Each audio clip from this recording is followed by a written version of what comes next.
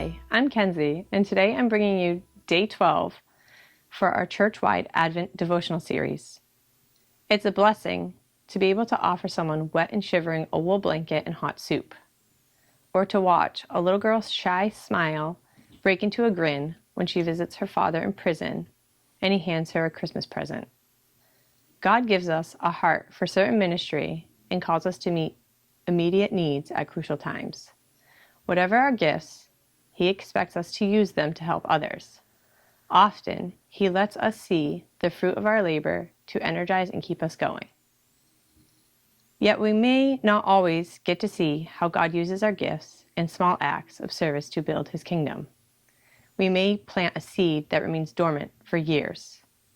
We may continue to water what looks like a muddy patch of dirt without any signs of growth. We may have to coax and nurture a little stub or sprout. Or we may be blessed to witness the full harvest. But could the harvest take place without the rest happening first? In Matthew 25, Jesus says, "For I was hungry, and you gave me something to eat. I was thirsty, and you gave me something to drink. I was a stranger, and you invited me in. Naked, and you clothed me. I was sick, and you visited me. I was in prison, and you came to me." Jesus views these small acts of service for others as if done to Him. In whatever capacity we serve, even if nobody sees or appreciates it, remember, we work for an audience of one.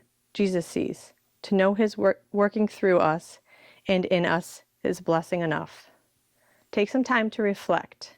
Evaluate whether you're easily discouraged when you don't see quick results from your efforts and how that might be limiting what God wants to do through you. And where could you and your family serve together this Christmas season?